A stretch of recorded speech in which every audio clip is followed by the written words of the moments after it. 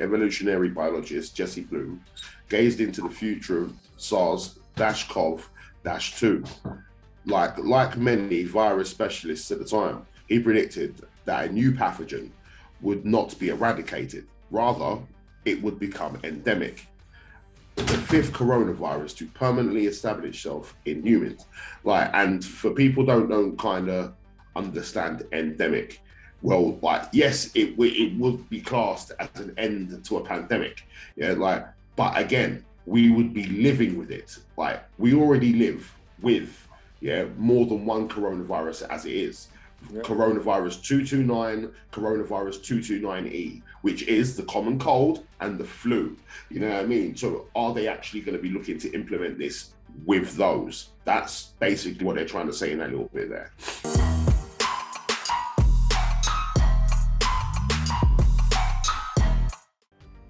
Yaga, what's going on, people? Big up yourselves all the time and every time. Welcome back to another episode of Out the Box podcast with myself, Jago, and I've got the two legends that be.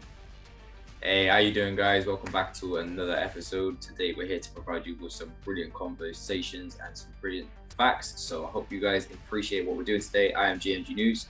Shout out to the panel. Let's do this. Yo, Manlike B.Dot, you know what I mean? You know how it is. Welcome to the episode. You know what I mean? I hope you really enjoy it. We've got some stuff to talk about. Remember to comment, like, share, all that good stuff. Big red button, notification bell. Let's get going, man. Boom, lovely. So we are now on episode 5, which is living with COVID-19. 2 years on. Jeez. It's crazy because just even the title of that, man, you think 2 years ago, you never thought that 2 years later, we'll be sitting here still worried about variants. Crazy. Think about it like this, yeah, think about it like this, 2 years ago, we were looking at the TV thinking, right, Italy's getting hit bad. And now look. Yeah. You know what I mean? 3 years ago, to some people, this didn't even exist. Yeah, for real, because remember, I truly believe that certain people, a lot of people had it before it was actually known to be what it is. Yep, indeed. There was a ridiculous amount of high numbers of people who were coming down with the flu and getting seasonal colds is what they thought just before COVID came into fruition. So they could all have potentially had it and not have, obviously, because it wasn't public knowledge at that point and didn't know, they could have all potentially have had it. So yeah, I agree with you, man. Yeah, 100. Right, so first article we're going to be quickly looking at is from the Office of National Statistics, Manlike B.Dot. Favourite people, yeah. Big up, man. So, coronavirus, latest insights, the live roundup of the latest data and trends about coronavirus pandemic from my guys and other sources. So, first of all, we just have a quick look at these.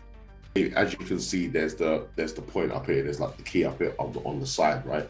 You know what I mean? So obviously 6 being the highest, 0 being the lowest.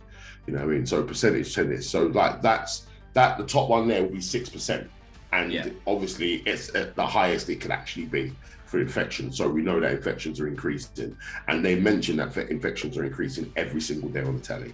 You know what I mean? And in papers, and on the internet, and wherever they can go and tell someone.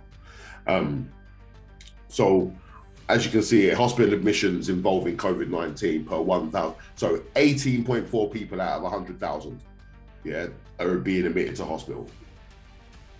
Okay. You know what I mean? So, and then obviously, deaths are increased. You know what I mean? So out of obviously the highest number being 10,000, they're saying at the present moment that's 797. But that's from this article, because if we're going by today, we know that number's jumped to 150,000 plus. Yeah. You know what I mean? As they're saying on the news and all sorts. So, and the percentage of people who have received 3 doses, so they're saying 45%. You know what I mean? That have had all 3 doses. That's their 2 main doses of vaccines and their booster. You know, so and they say over 9 in 10 adults have antibodies, which I am sure virtually everyone in the country might have antibodies, natural antibodies for it, to be honest. So that's, to me, is neither here or there. I don't understand why that's there. Social distancing remains similar. And the reason why I believe that stayed similar is because, as you said, we are creatures of habit. You know what I mean? Like, human interaction is kind of key for a human. Yeah. So that number, I believe, would have always dropped. Yeah. And there you go. Right. So thank you for that, Manlike B.Dot. Right. So young adults have the highest corona infection levels. 7th of January. The percentage of people testing positive for coronavirus in the week ending 31st of December 2001 was the highest in young adults. That's pretty self-explanatory, though, isn't it? Because everybody's going to be gathering together, and it's New Year's Eve, and that's around the Christmas period time where everybody comes together and stuff and just naturally celebrates, even if they don't celebrate Christmas. So, like, yeah. Yeah. But those in school year 12 to those aged 24 years, 8.34%, followed by those aged 25 to 34 years, which is 7.83%, showed the highest percentages for the week ending in 31st of December 2001. While the aged 70 years and older comprise of the smallest percentage of infections, cases in this group doubled in the last week. For people who are in school year 7 and school year 11 and age group between 25 and 49, the trend in the percentage tested positive was uncertain in the last few days of 2021. And this may mean that infections are no longer increasing among these groups, but is currently too early to suggest if this is a continuing change in trend. Caution should be taken in over-interpreting any small movement in latest trends. So this graph here is basically showing everything we've just said. As we can see, the highest group that you find is going to be the 12 to 24-year-olds at 8.3%. And they're the most active. You're going to find that 100%. Yeah. True. The age 70, that's very plus, was the lowest out of it all. It's not surprising, but like, it is a bit like, okay, cool. I thought they were the most vulnerable. You would have thought. At the same time, like, we know that certain tests and that, you know what I mean, test numbers and stuff. I'm saying that they're fraudulent, but numbers have been thrown about that make you think twice on it. So is it actually 2.2? Could it be a little higher? Could it be a little lower? Like, we don't know. Yeah. There's been people known to have taken multiple tests, and some say positive, some say negative. So yes. So fewer worried about pandemic impact than this time last year. So about 2 in 3 adults, which is 6%, reported being very or somewhat worried about the impact of the coronavirus pandemic on their life, and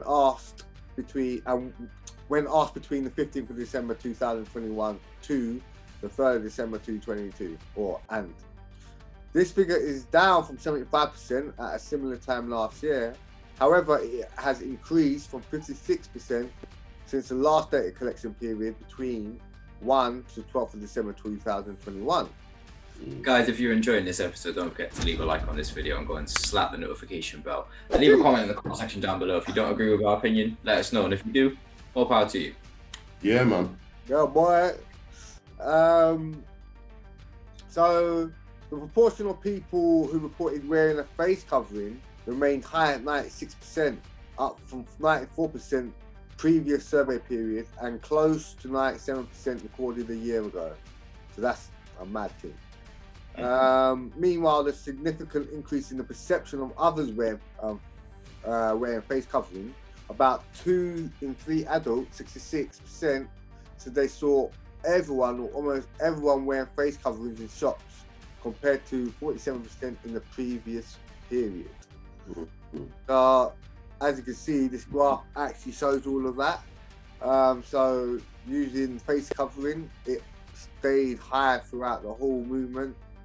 Apart from that little dip, but I believe that little dip happened, and then if you notice, there's a dip at there, then it rises a touch, then it goes down like slightly, and then that last little dip, I believe that's when they mentioned Omicron, and then it went zoom straight back up. Do you think all the rises and dips are due to them saying about new variants and stuff coming out? Of course. Yeah. 100%. 100%. So yeah, the face covering and washing hands were the two highest kept up things that people did. Maintaining social distancing, as we said before, we're creatures of human being and love, get me? So we're naturally going to need to be other human beings. So yeah, that's that. So coronavirus deaths rose in England and Wales. Because of an issue with our automated coding system, a number of deaths from week 51 were not coded until after the cut-off date for weekly deaths. These numbers have now been updated. We apologise for any inconvenience that this has caused. So how true are all these numbers? That's my opinion. That's just so slap-handed, man. What's going on there? So in the week ending 24th of December 2021, there were 852 deaths from COVID-19 registered across England and Wales. They accounted for around 1 in every 15 deaths, 6.5%, which was a rise from the previous week, which was 755 deaths, 6.1% of all deaths registered. Between March 30th of March and the 3rd of December, there have been 134,391 excess deaths above the 5-year average in England and Wales. Of these, 128,963 were in England and 6,950 were in Wales.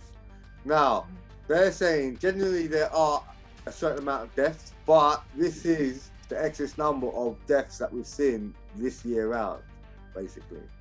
And they're basically attributing that to the virus. They've ruled out everything else that it could possibly be. It has to be. No other illnesses in the world at all.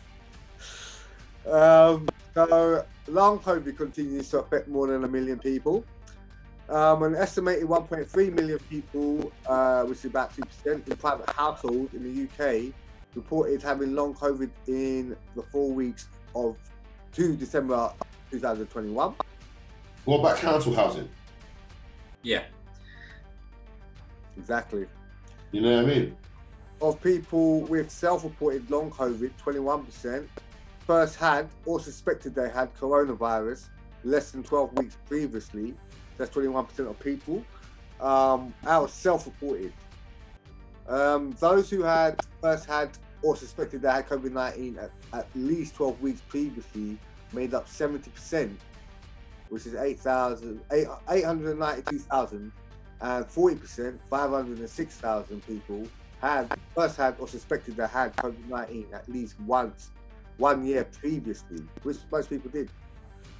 Of the proportion of people with self-reported long COVID whose symptoms adversely affect their day-to-day activity, 20% reported their ability to undertake day-to-day activities have been limited a lot. So fatigue continued to be the most commonly reported symptom. Yeah, so fatigue, bruv. Fatigue, guys. Yeah, everyone gets tired. Work a 12-hour shift, got children, go for a run. There's so many different aspects, like so many different variables, man. And this applies to 51%. So over half of those reported long-term COVID. This was followed by 30% with loss of smell, 36% of shortness of breath, and 28% who had difficulty in concentrating. The proportion amount to more than 100% because some people experience more than one symptom. If fatigue is a symptom, and as we've just explained, there's so many different variables to fatigue, is it really a symptom? Come on, that's it.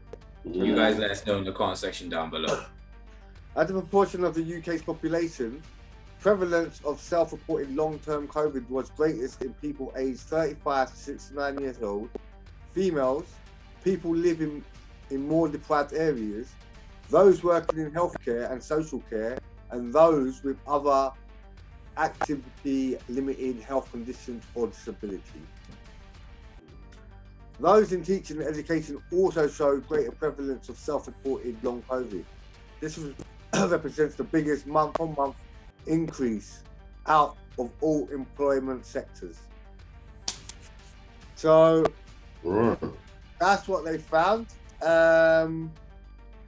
Now, one thing I would want to add is that 2 years worth of psychological abuse, people are going to be tired of having to make sure that you're consciously being active in complying with certain rules and regulations.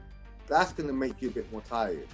Like making sure that, you know, they change rules and policies with schooling. Now you've got to take different precautions with your kid. You've got to set up different things. And it's all of this takes a toll onto people. So people are going to suffer a lot of these symptoms. I don't understand why they've kind of just directed it to the virus has caused this, right? And they haven't kind of opened it up and say, well, the virus is a factor of this cause, and there are other factors which we can kind of maybe manage better. But they don't. So the virus is a factor to the UK's depression, but also at the same time, there's many different things that people go through each and every single day in their life that's not factored into the stress of everything that's going on with COVID, you know. Like, so yeah, it is inconclusive information. Plus, there was many potholes in like some of the data facts and things that they were saying. Yeah. I just think there's some numbers that have been thrown around, but I just feel like the numbers get thrown around at times and people take down face value. Yeah. 100%. Right, on to the next article, guys. Jeez. So you can take this. Yeah, I'm down. Yeah. Yeah, Right. go on, brother. All right, I'll go for this one. So, will there be another lockdown in 2022, and what COVID restrictions could look like in Omicron cases? England has not followed the rest of the UK in tightening COVID restrictions, but Plan B rules will be reviewed in the first week of 2022. Can I just add to that? I was in England yesterday. I didn't see any COVID restrictions at all. So let's go into this anyway. England kept its Plan B COVID restriction in place until the dawning of 2022, despite the rise of the Omicron variant. Scotland, Wales, and Northern Ireland all tightened measures between Christmas and New Year's Eve, apparently, amid rising COVID case rates. So I'll speak more into that. There is certain limitations that have been put into Wales. We haven't got one-way systems in place. They aren't offering the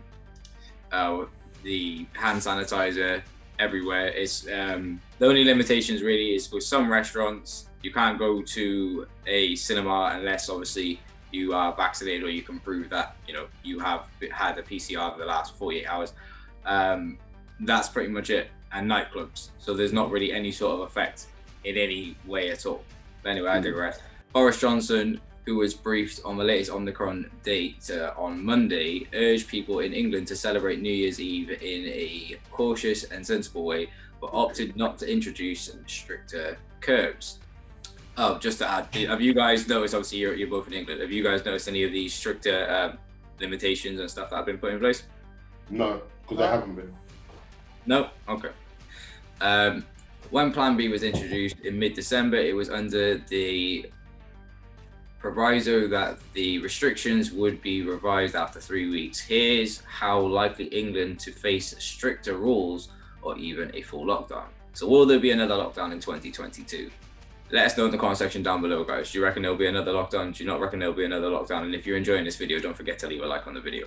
Among all the options that could follow Plan B restrictions, a full lockdown is considered to be the unlikeliest, argued by both Jane Merrick, its policy editor, and Hugo Guy, its political editor, in this in-depth analysis. Even more than the Omicron variant emerged, the government was keen to quash fears of lockdown, with entire entities ruling it out, with Mr. Johnson describing the prospect as extremely unlikely on November 30th. Lockdown measures which would limit when people can leave their homes and force all hospitality retail businesses to close would be considered if cases to rise exponentially again and hospitals are unable to cope. So what are we all thinking about that so far? That's what they say now. Oh, isn't that what's going on now? That's what I'm saying. So they've already started pushing this into place. Mm-hmm. Also, when it says wear a mask on public transport, I was on public transport yesterday, and I was on, I wouldn't say a long journey, probably like an hour and a half. There was barely anybody who was wearing it. I walked through first class, nobody had masks on. The only people who were wearing masks were the people who were actually on the trains, and select few people. Yeah. So Yeah. these implementations that they're on about, that they're rolling in, that are making things more restrictive and more harsh. Obviously, on the side of Wales, I've barely seen them. You know, I've talked with a few that have now been in place. You guys, you're in the capital of England, you know, the biggest, most amount of people, and this clearly isn't going into place or going on. But why do you think that they've done this? Well, to me, I feel like that really and truly, again, I've said this before, I'll say it again. All of this, we're going to be maybe putting these restrictions on. We're not going to be putting these restrictions on. Then we might, then we are, then we're not. This is all like a political party crumbling around itself, and we're the guinea pigs of when certain things happen. You know what I mean? We're the ones that get the brunt of it, if you get what I'm saying. Roughly, yeah. You know, one of them ones. Like, so at the present moment, Boris might want to do a certain thing right now. You know what I mean? Because I truly believe he wants to put stricter, he wants to put harsher restrictions on. I truly believe he does. But his party is saying no. And because at the present moment, it feels like his party is stronger than his word, he's going with the party. But he's actually, like, excuse my language, pissing off some of the public. You know what I mean? So when he tries to cater to the public, he's pissing off some of his party. So again, he's in a rock and a hard place. And because of that, we're suffering. Do you think he's teetering on being replaced? I think he's on his last stand. He's been on his last stand since the 30th of November, to me. There you go.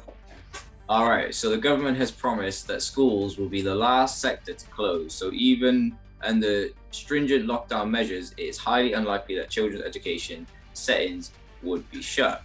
The Times have also reported previously that weddings and funerals would be exempt under any new rules, and other ends of the spectrum from lockdown in the possibility that Plan B restrictions will be erased when they are revised in the first week of January, which is obviously this week. However, the removal of compulsory face mask rules and easing the requirements around the NHS COVID pass would require extremely positive data to emerge and appear similarly unlikely.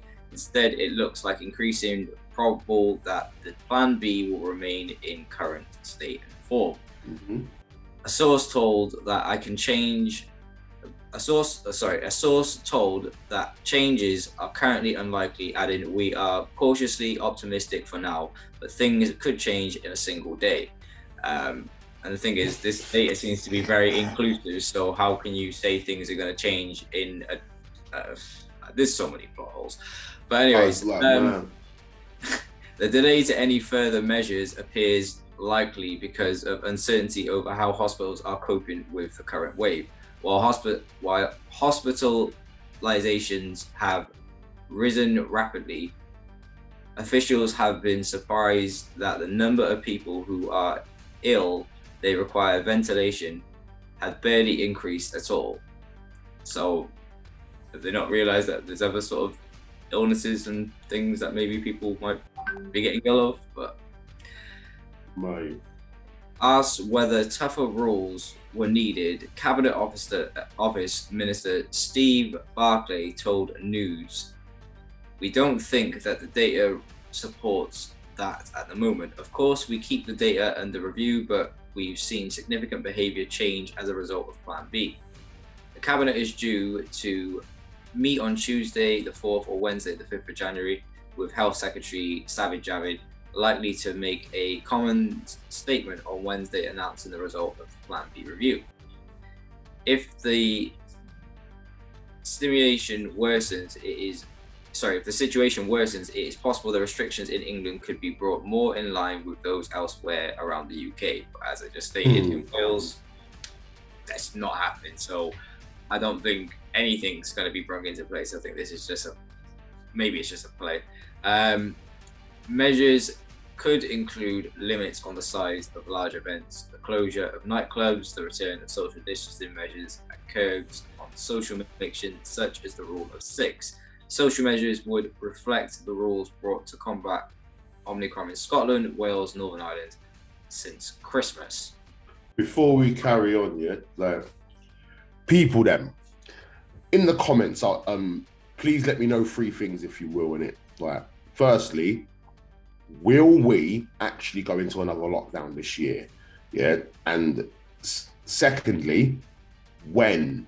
Yeah, like when do you believe we'll go into a lockdown? Thirdly, yeah, like which is kind of important, is how they're going to implement that on us. Are they going to spring it on us? Are they going to lead us up to it like they have been? Are they going to do something completely different? Please let me know in the comments. Please let us know in the comments. And also, if they are to introduce more jabs, how do you feel about taking a 4th, 5th, or maybe a 6th jab? That only lasts 6 to 10 weeks, obviously, like as well. You know what I mean? Yeah. Let us know in the comments down below. We'd be interested to hear your feedback. So the question is, would you rather live with COVID or live with boosters? And that's the 2 options. You either live getting boosters for the rest of your life, or you live having the antibodies for COVID and catching little COVIDs. Boy. If you were to pose that question to me, then, well, you both know my stance. I'm taking any sort of boosters or vaccinations. I'll take my chances. My team. Yeah, mate. Same with me. I'll take my chances out in the wild, fam. Out in the wild. Well, for me, but don't get me wrong, it's not like I don't agree with you.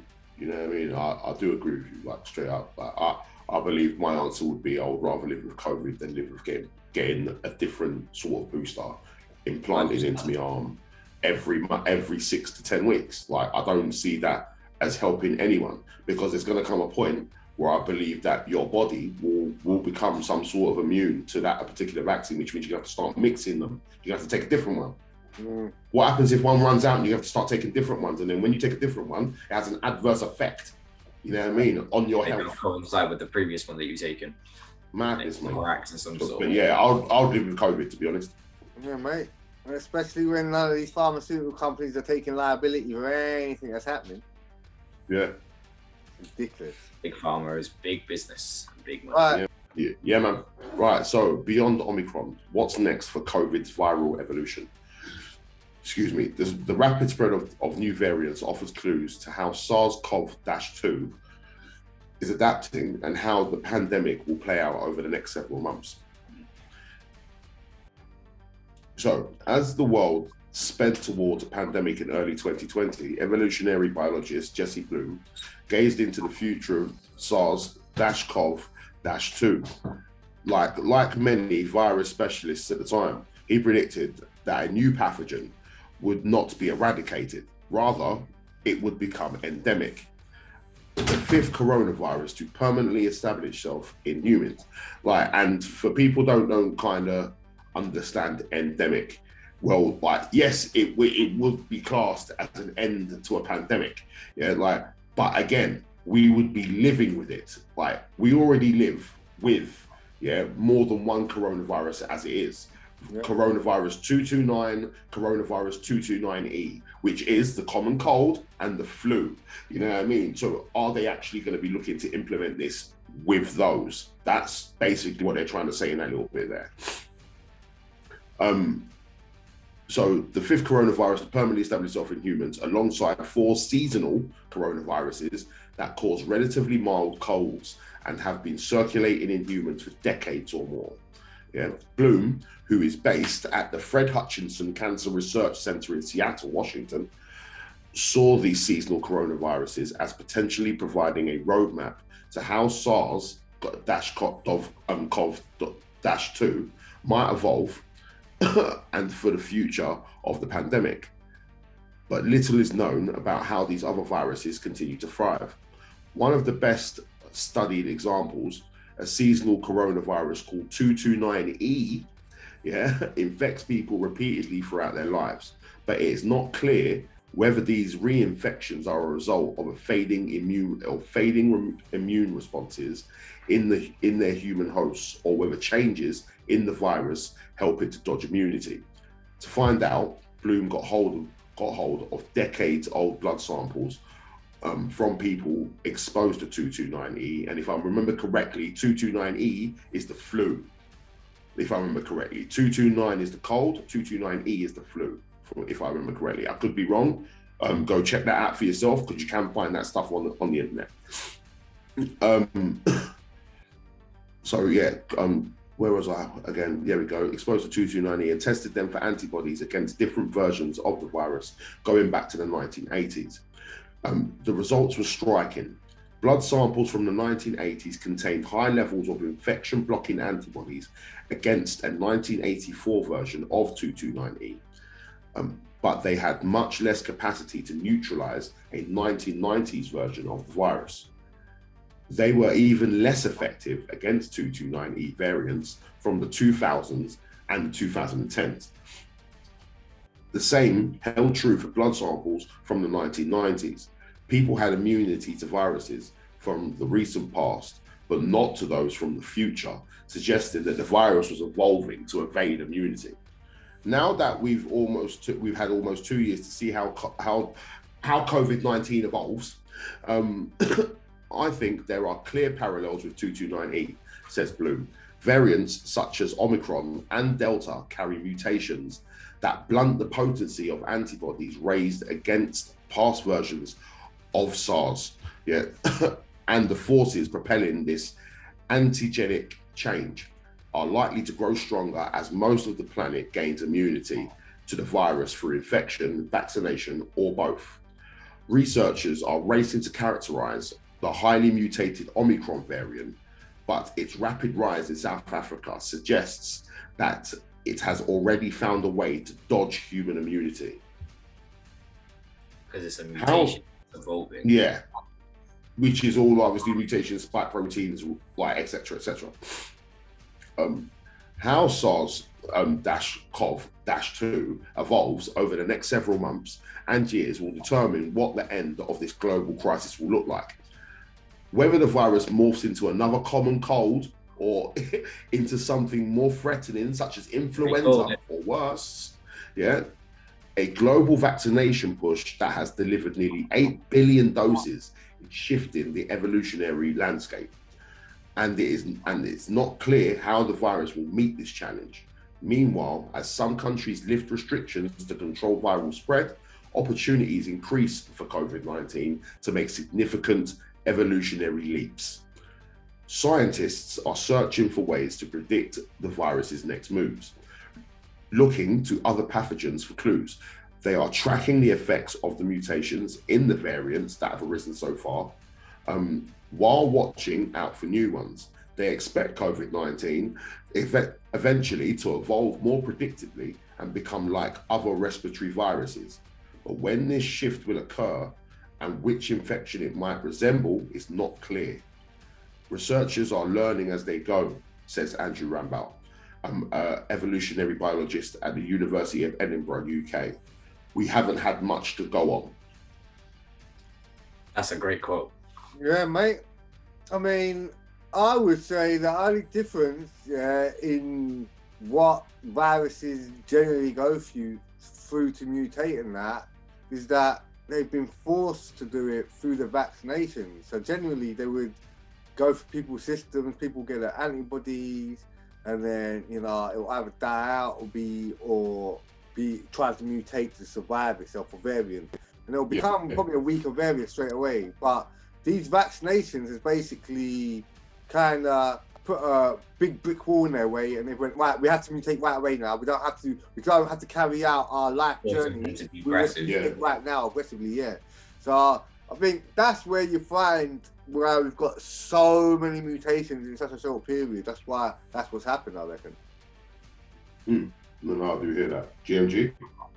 No, I agree, man. That's what I was saying. That's probably why they've obviously become so aggressive, because if you're putting all this new stuff into your body and your antibodies can't, obviously because they've had all these boosters into them, the mutation is then acting erratically and then just mutates into something else. So I don't think these boosters are helping people. I think these are probably causing more variants of said virus.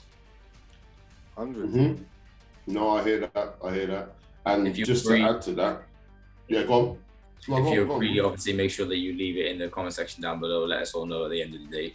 We'll have our own opinions. We're reading through facts, but your opinions are valid, and each and every single person who leaves a comment, it is seen by us, and we will implement it into like something else that we do. So yeah, we appreciate you guys. Of course, you're appreciated, man. But yeah, like with me, I just feel like with all these sort of vaccinations coming out, as you said, it's going to be one of them ones where really and truly it's going to try and mutate to try and bypass it. And I feel like one day that mutation is going to be the one to actually start doing real damage. Yeah, 100. You know? So it's crazy, man. Crazy. Yes, guys, I hope you enjoyed that episode. Keep watching the channel. We've got plenty of stuff that we're talking through at the moment. Make sure you're dropping comments and likes and sharing out the content. We need to get people involved and open, you get me, to what's going on. Big up yourselves all the time. Jeez. We appreciate your time here today, guys. Don't forget to go leave a like on this video. If you have enjoyed what you've been watching, you know, let us know in the comment section down below. Subscribe to the channel. We want to try and get to over 1,000 subscribers so we can provide you guys with more content. We might even come back with some live streams. We've got some brand new content that's going to be coming out very, very soon on some other platforms as well. We appreciate you all. Season 2. I'm out of here. GMG News. See you soon.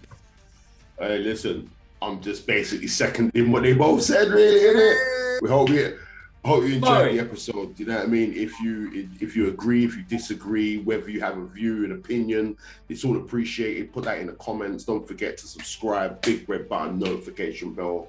We will see you on the next episode. And we are OTB. OTB. Cheers.